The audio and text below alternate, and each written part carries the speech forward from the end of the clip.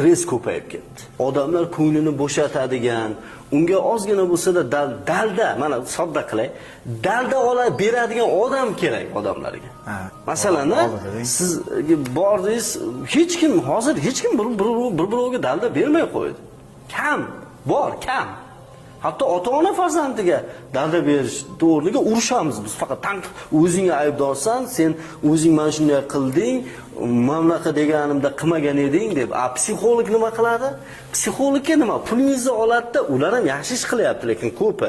Yolg'on aralashtirmasa bo'ldi. Ilmga asoslansin. Ayatulloh aka, siz deydi, zo'r odamsiz deydi. Siz qilmang bunaqa, hammasi yaxshi bu. Mana shu ha degani tuyaga madad deydi-ku. Dalda kerak bugun insonlarga. Motivatsiyamiz.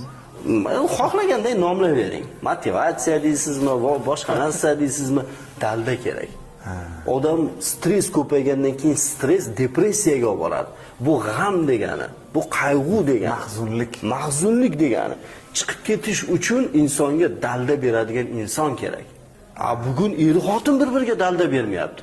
Er bu g'o'ddaygan holatda ishdan keladi, xotin bo'zraygan holatda kutib oladi, hamma telefondan bosh ko'tarmaydi, ana bola bechoralar kimdan mehr olishni bilmaydi.